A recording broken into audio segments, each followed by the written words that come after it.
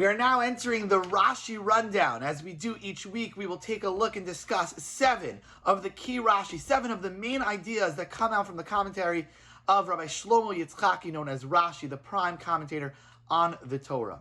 But aside from the ideas that will come out and understanding the points that Rashi makes, we'll also try to understand what was the difficulty that Rashi was dealing with in each of these points.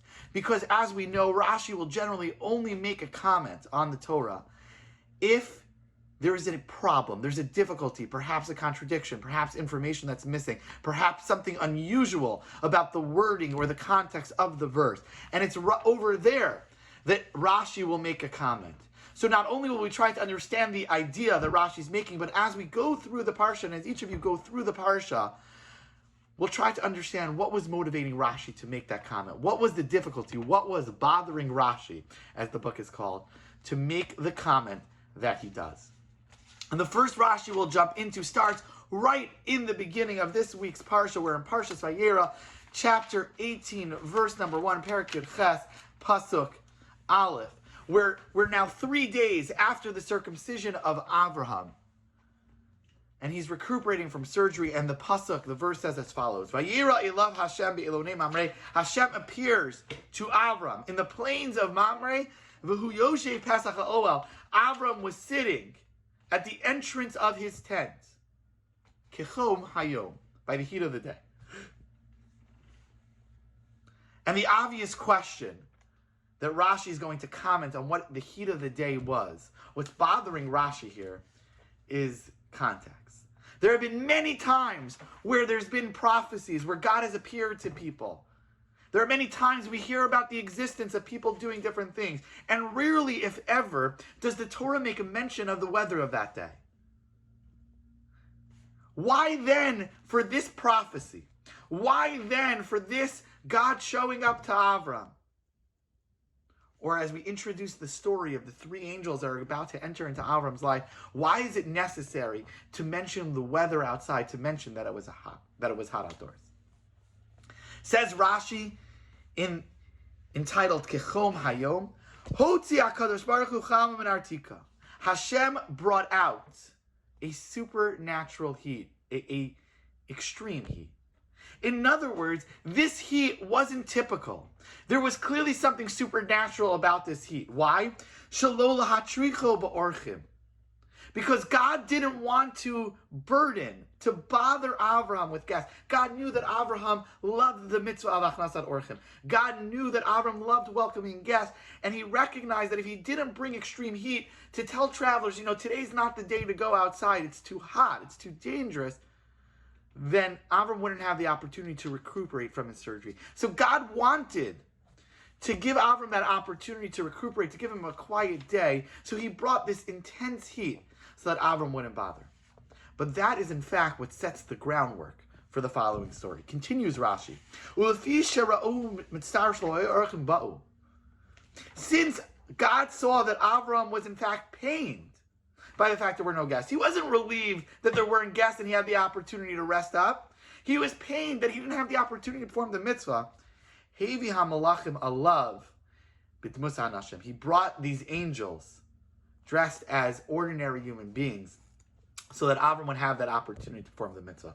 In other words, telling us the story with the weather, telling us that it was hot outside, allows us to get the understanding that this wasn't a typical heat, but rather this was a supernatural heat that was central to the story and was, in fact, the impetus for God to send the angels the way he does to tell Avram the news, as we know that he will have a child in a year from now.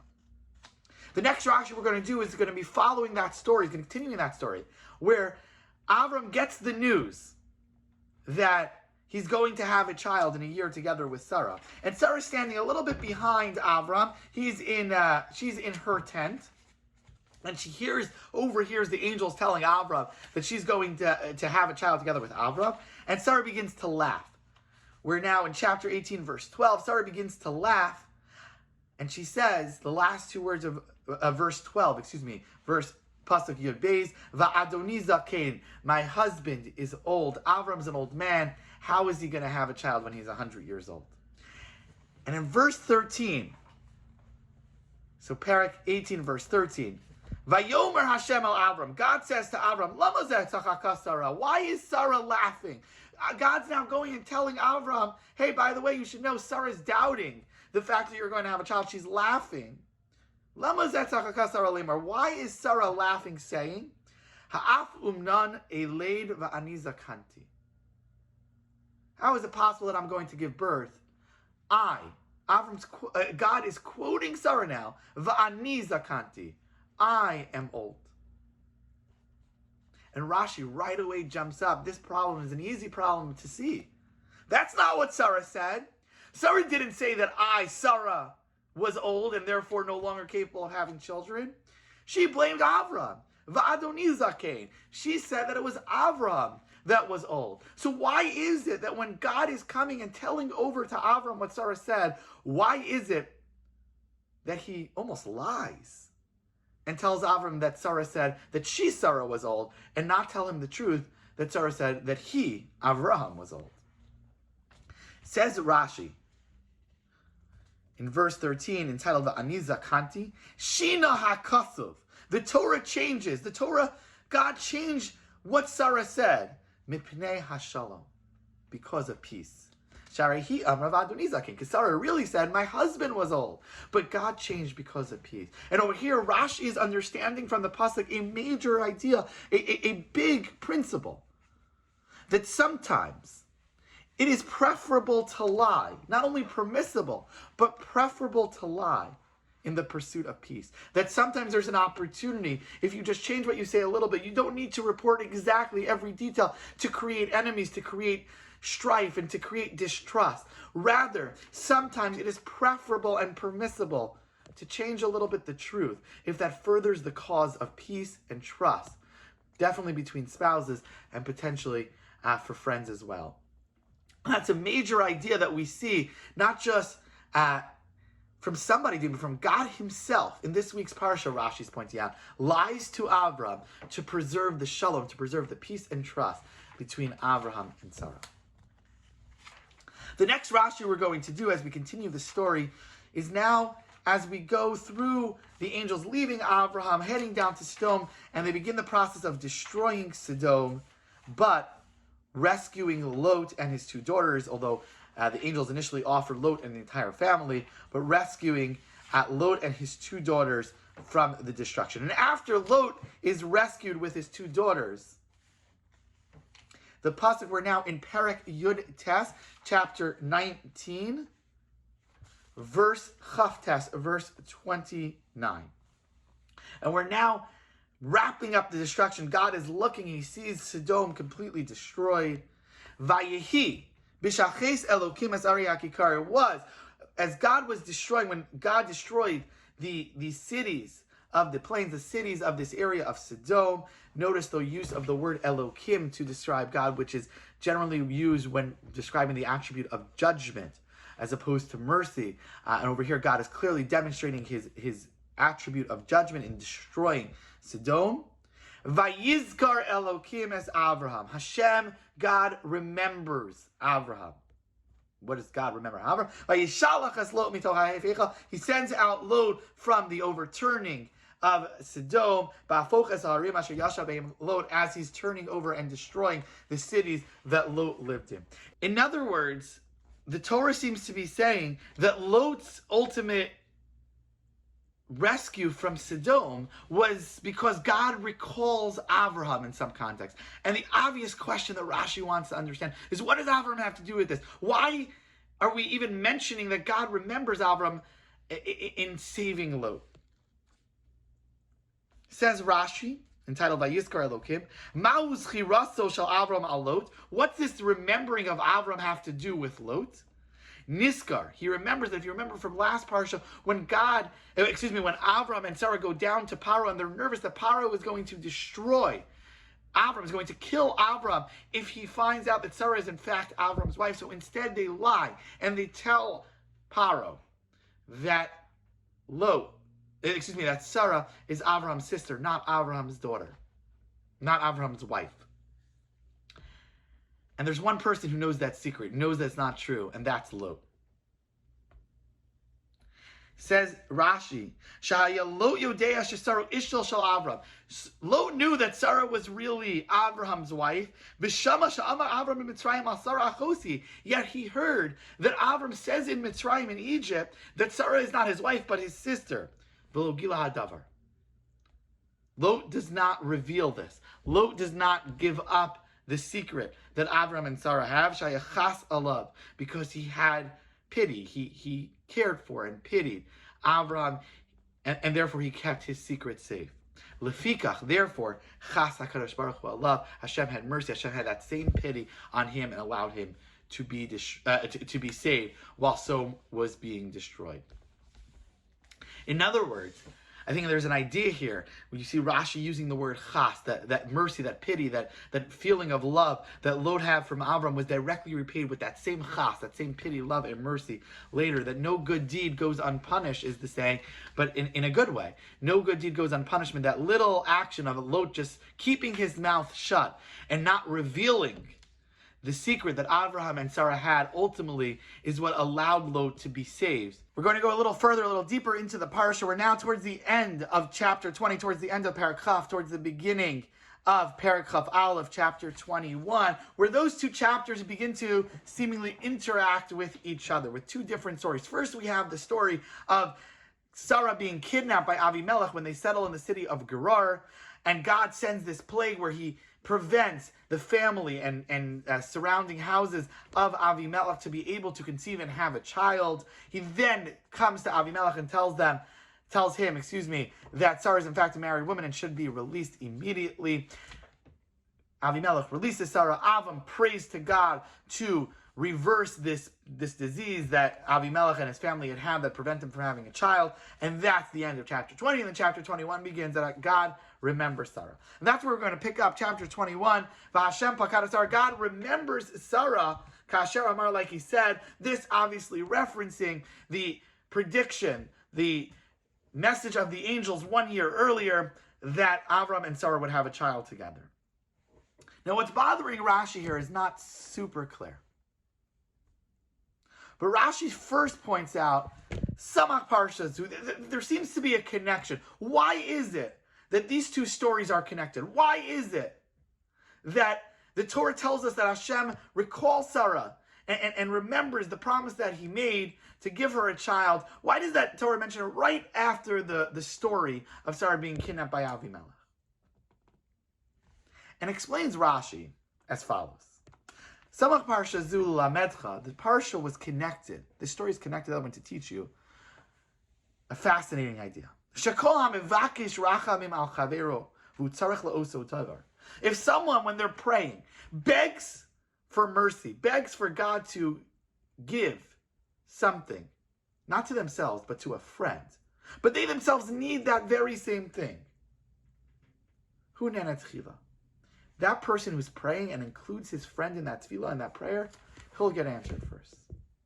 In other words, if I'm able to be bigger than myself when I daven, yes, I have my own needs. I have what I want to be here to beg God for. But at the same time, I recognize I'm going to be bigger than myself. I'm not going to be super selfish and focus only on my own needs when I pray to God. But instead, I'm going to include my friend who needs that very same thing. Then that makes my tefillah, my prayer, more effective, and I'll be answered. That tefillah, that prayer will be answered first. Says Rashi, the connection of these two stories are teaching me that lesson. How is that? Shenemar vayispalo. At the end of chapter 20, the pasuk told us, the verse told us that Avram began to pray for Avimelech to have a child. He began to pray for Avimelech and his family to remove the barrier of conception and to allow them to conceive and have a child. And then right away, the Samach Lev Hashem Pakad Sarah, it connects right away to Hashem remembers Sarah. And Rashi points out one other thing that potentially was bothering him. For those who speak Hebrew grammar, Hashem Pakad, the word Pakad, is past tense.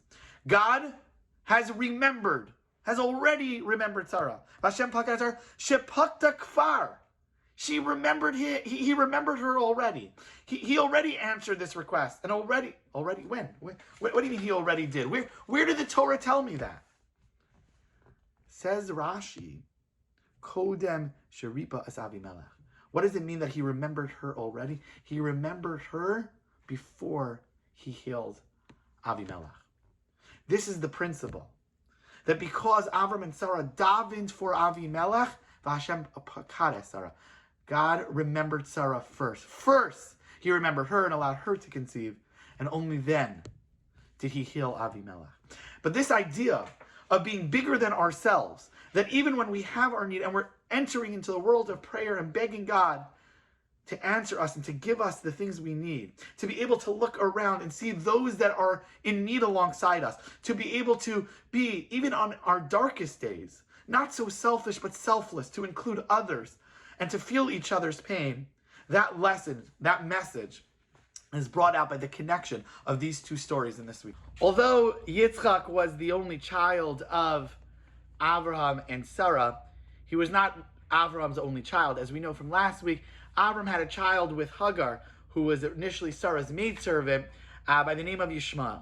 And the Parsha continues that Sarah recognizes that Yishmael has begun to be a terrible influence on her son, on Yitzchak, a bunch of cardinal sins that he was teaching Yitzchak, and was being a horrible influence. And she begged Avram, and ultimately Avram acquiesces after God comes to him and agrees with Sarah to throw Yishmael out of the house. So Parsha continues with Yishmael's journey away from Avram's house, and Yishmael runs out of water, and Hagar realizes that he's about to die. He's dehydrating, he's going to die, and she goes aside so as not to see him die in front of her.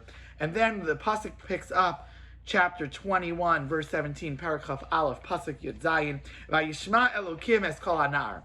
Hashem heard the call, the voice, the cry of the child of Yishmael.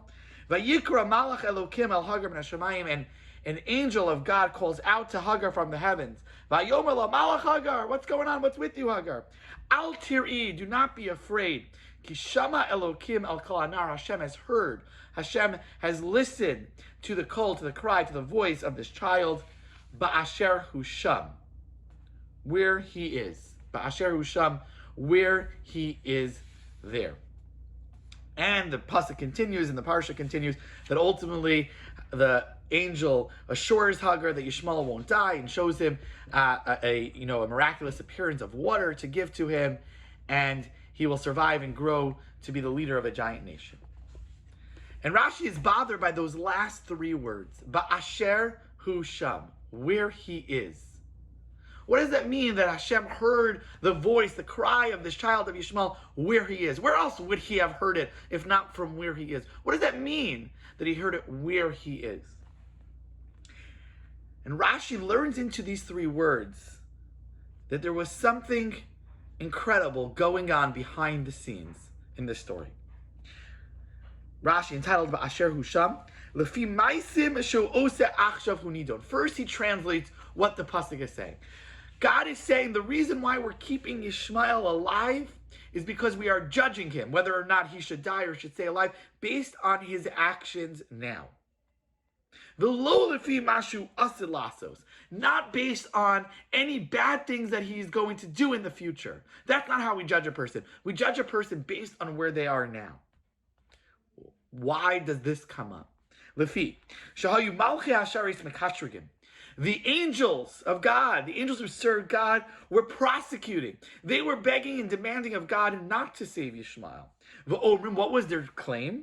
Ribono shel olam, Master of the world, God. Misha asid zaru lahamis banecha batzameh. Someone who in the future, his children, will kill your children with thirst. So we'll see that story in a minute. But Yishmael's children kill some Jewish children a few generations later through a trick of thirst. We'll see what that story was in a moment. Ata malalo be'er, you're going to bring up a well for him to allow him to survive? How does that make sense? V'hu meshivam, and God retorts, Achshav mahu, tell me, angels, Yishmael, what is he now? Tzaddik or Rasha? Is he a righteous person or is he a wicked person? Amrulo, they said, tzaddik, he's a righteous person. Meaning, despite all the things that Sarah saw, nothing he was doing yet demanded God to kill him. Amar lahem lifi ma'asav shel ach anidanu. I'm going to judge him based on where he is now. V'zeu ba'asher husham. That is what is meant by the words ba'asher husham, where he is. Yes, in the future, Yishmael and his descendants are going to do things that make it rather wrong, almost, for me to save Yishmael now through water and give him this miraculous be'er, this miraculous well to save him. But that's not how we judge a person. We judge a person based on where he is now. Often we look at people and we see their trajectory for evil. We see a downward spiral and we already write them off based on, the slippery slope. But I think, Ba'asher Husham, where is this person right now? And the recognition that God is saying that we don't judge a person based on their future mistakes. But if a person right now is still righteous, we're able to recognize that they are still deserving of God's mercy. Rashi continues with the story of where it was that Yishmael's descendants killed Jewish descendants and Yitzchak's descendants with thirst, in a fascinating story at the time of when the Jews were leaving into exile from Nebuchadnezzar, was the king of Babel, when he destroyed the Beit HaMikdash in Jerusalem, and they were leaving Israel, and they meet their cousins, descendants of Yishmael, and they say to him, give us, we're hungry, we're thirsty, have mercy on us. And in the end, these individuals trick the Jewish people, and they give them a lot of salty fish and salty meat, and then they give them these pitchers, pitchers of flasks, which they assumed would be of water, but instead had some sort of poisonous gas in it. And when the Jews opened it, they took a drink of it, and this gas entered into them and killed them. But that story notwithstanding, but Asher Husham, the Torah tells us, explains Rashi, we judge a person, and therefore based on where they are now, and not on the mistakes that they're destined to perform, and therefore Yishmael was deserving of God's mercy. The Parsha concludes, this portion concludes with the famous story of the Akedah, the binding of Isaac, where God tells Abraham that this son, Yitzchak, that you waited so long for, that you love so much, you need to offer him as a sacrifice to me in a designated place. And this story begins in chapter 22. And in verse 3, the pasuk says as follows: Vayashkev Avram ba'boker. Avram wakes up early in the morning. Vayachavosh es chamoro. He saddles his donkey. Vayikach es shnei na'arav ito. He takes his two lads, his two youngsters with him. V'es Yitzchak beno, and Yitzchak his son. Vayivaka the olah. He cuts and brings along these woods for the olah, these woods for the offering that Yitzchak will be offered upon. Vayakam vayelach. He gets up and he goes el hamakom asher amar lo Elokim, to the place that God tells him. And Rashi, two Rashis back to back, offers a comment. And it's important to understand what's bothering Rashi that he offers these two comments. First Rashi, entitled Vayashke. Nizdariz lemitzvah. He rushed, he hastened to do the mitzvah. The word Vayashke means, and he got up. And Rashi explains that he got up early, he hastened to do the mitzvah. And then the next Rashi, entitled Vayachvosh, he saddled his donkey. Hu ba'atzmo, he himself saddled his donkey. And he didn't command to one of his servants, one of the people working for him, to do this task for him. Why? She'ahava mikalkeles hashura, because love ruins, love destroys the straight path. In other words, the love that he had to do this mitzvah made Abraham so, impassioned for it that he went and saddled his donkey for himself. What's bothering Rashi? Why does Rashi need to tell us Vayashkim that he had alacrity and he hastened to do the mitzvah Yachosh? He did it himself because Ahavim Kakelis is sure. What's bothering him? I think Rashi is recognizing almost the unnecessary words, the unnecessary narrative that is this pasuk. So many details. Avram woke up early. He saddled the donkey. The pasuk could have just said Avram went with his two sons and his two lads and Yitzchak with the wood to the place that he went. Why does the pasuk need to go into this almost graphic detail. He wakes up early. He put on the saddle on the donkey. Why do we need these details? And I think Rashi is recognizing in each one of these details that are given, there's something unique here. There's the earliness that he woke up. One would have thought, okay, Avram's resigned to doing the mitzvah. God tells him, but he doesn't want to. So, when we have that task that we really don't want to do, so you push it off until the last minute. No, not Avram. Avram, he got up early. There was a mitzvah. He got over it and he is ready. He's ready to do it. He gets up early. He himself did the saddle. He was so enthralled by the concept of listening to God and performing this mitzvah. He himself goes out of the normal way of doing things, of having his servants saddle up the donkey, and he himself saddles the donkey. And I think Rashi's pointing out that what this pasuk's message is that yes, this was a hard task for Avram to complete. And yes, this was something difficult. But once he was willing and ready to do it, the will to serve God, the enthusiasm, around the will to serve God, that propelled Avram to do this mitzvah with the utmost devotion and utmost will and desire. And I think it's a powerful message to each of us as we go into our tasks and our mitzvot, the ability to not just do the mitzvah because we need to, but to build within ourselves that ahava, that love that's mekalkelas hashura, that ruins the normal way of doing things because we're so passionate about serving God and doing the mitzvahs with God. But the story of the Akedah continues. Yitzchak had not yet been told that he was going because he was the korban, he was the offering. And in verse 8, same chapter, Parakah, chapter 22, Pasuk Ches, verse 8. Just going back one verse, verse 7 first. Yitzchak tells Avram, he says, wait, Dad, I don't get this. I see the wood, I see, the fire, but where's the sheep? Where's the animal that's going to be the actual offering?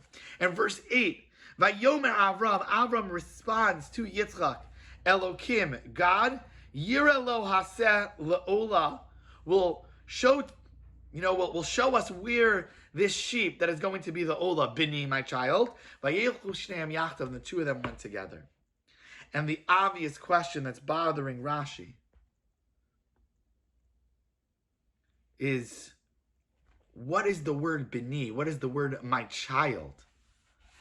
It's not a normal way for Avram to talk and respond. God will show us the sheep. God will show us the animal, my child. So says Rashi in the verse, Yira lo haseh, kolomar. It means to say, Yira v'yivchar lo haseh. He will show us and choose for us the sheep, but v'im eintzeh le'ola bini. If there's no sheep for this offering, then my child, you are going to be the offering. Even though Yitzchak understood now that Avram gave him this cryptic message, that it's quite likely he was going to be the offering, that he was going to be slaughtered, still the verse concludes, Vayelchu shnehem yachdav, the two of them went together, belev shaveh, with an equal heart, even though he realized that his life was most likely going to end soon. I think there's a powerful message here that when Yitzchak understood that he was going to be brought as a korban, still that didn't dampen that enthusiasm, that same enthusiasm that we saw from Avram in the previous Rashi we did. In verse 3, it is still here. That that Yitzchak also, he proceeded willingly, he went knowing that it was very likely he was going to be the animal, he was going to be the offering, rather, in place of the sheep. And yet, him and Avram went devoted to God's will. It is a jam-packed Parsha, and there's so much more to discuss, but hopefully these 7 Rashis give some understanding to some of the big ideas that emanate from this week's Parsha.